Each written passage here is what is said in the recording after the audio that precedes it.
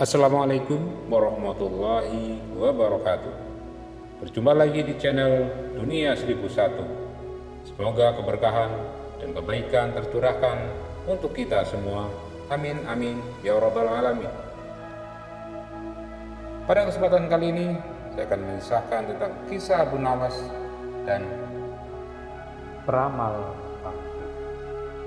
Bermula dari suatu hari di kota Baghdad digemparkan kabar mengenai seseorang yang mengaku sakti.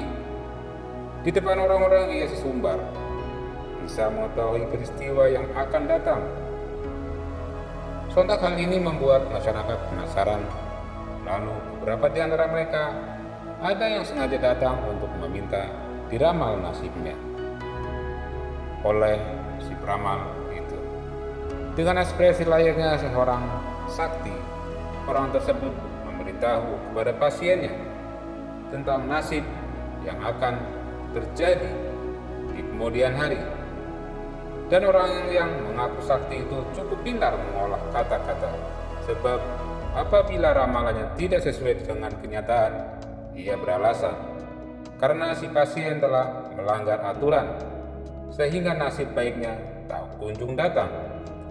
Dan anehnya, ada saja orang yang percaya dengan bualan si peramal palsu itu. Alhasil rumahnya kini banyak didatangi pasien yang ingin diramal masa depannya. Hal ini tentu membuat Abu Nawas merasa resah. Ia ingin sekali memberi pelajaran kepada si peramal palsu itu. Dan setelah berpikir agak lama, akhirnya Abu Nawas menemukan ide yang untuk mengerjai orang yang mengaku sakti itu. Keesokan harinya, Abu Nawas mendatangi rumah si peramal palsu dengan membawa tongkat di tangan. Sesampainya Abu Nawas di rumah peramal itu lalu bertanya, "Apakah ini benar rumah peramal sakti?" Ya betul. Ada apa Tuan? Apa yang kau keluhkan?" tanya si peramal palsu dengan nada sok berwibawa. "Aku cuma mau bertanya, apa benar Anda bisa meramal masa depan?" tanya Abu Nawas. "Tepat sekali Tuan. Kau datang ke tempat yang benar," jawab peramal tersebut. "Oh, kalau begitu, selain meramal masa depan orang, apakah Anda juga bisa meramal nasib Anda sendiri di masa mendatang?" tanya Abu Nawas lagi. "Tentu saja bisa.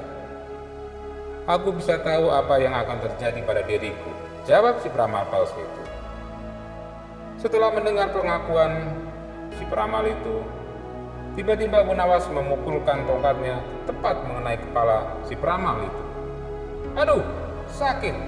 Kenapa kau memukulku?" tanya si peramal palsu tersebut kesakitan. "Katanya Anda bisa tahu apa yang akan terjadi pada Anda sendiri. Seharusnya sebelum aku memukul Anda harusnya menghindar," ujar Abu Nawas. "Oh, sebenarnya aku sudah tahu sebelum Anda datang ke sini, tetapi aku sengaja membiarkan," jawab peramal tersebut mengelak. "Baiklah, kalau Anda tahu, sekarang coba, apakah Anda tahu yang akan menimpamu lagi?" kata Abu Nawas sambil mengangkat tongkatnya. Dan si peramal langsung menghindar sambil berkata, "Kau pasti akan memukulku lagi," jawab si peramal palsu. "Anda salah Tuan," kata Abu Nawas sambil menghancurkan barang-barang yang digunakan sebagai sarana perdukunan itu. Dan di ruangan itu seketika jadi berantakan, banyak barang yang pecah akibat pukulan tongkat Abu Nawas. Dan akhirnya si peramal tidak terima dengan perilaku Abu Nawas. Peramal palsu itu lalu mengadukan kepada Tuan Hakim. Dan singkat cerita, Abu Nawas dan si peramal palsu itu diundang ke pengadilan. Di pengadilan, peramal palsu itu menuntut Abu Nawas dihukum berat karena telah memukul dirinya dan membuat kerusakan di rumahnya. Dan setelah mendengarkan perkataan sang peramal, sang hakim lalu bertanya kepada Abu Nawas, "Hai Abu Nawas, apa ya alasanmu sampai tega memukul dia? Dan kenapa engkau menghancurkan barang-barangnya?" tanya Tuan Hakim. Begini Tuan Hakim, awalnya hamba hanya tanya ke dia, apakah bisa tahu nasib yang akan terjadi kepada dirinya sendiri? Ramal itu tahu. Tapi saat hamba pukul pakai tongkat, dia tidak menghindar. Kalau Tuan Hakim sendiri pasti menghindar kan apabila tahu ada orang yang akan memukulnya. Jadi yang salah siapa? Dia pembohong atau hamba yang memukul? Cerita Abu Nawas. Lalu saat hamba menghancurkan barang-barangnya, ternyata dia juga tidak tahu, Tuan Hakim. Kalau dia tahu pas sebelum hamba datang sudah mengamankan barang-barangnya, minimal ditaruh di kamar. Katanya bisa meramal masa depan orang lain, sedangkan masa depannya sendiri saja tidak tahu. Berarti dia berbohong, jelas Abu Nawas. Ada benarnya juga apa yang dikatakan Abu Nawas. Kalau kau memang mengaku peramal, seharusnya kau tahu apa yang akan terjadi kepadamu, kata Tuan Hakim kepada si peramal palsu itu.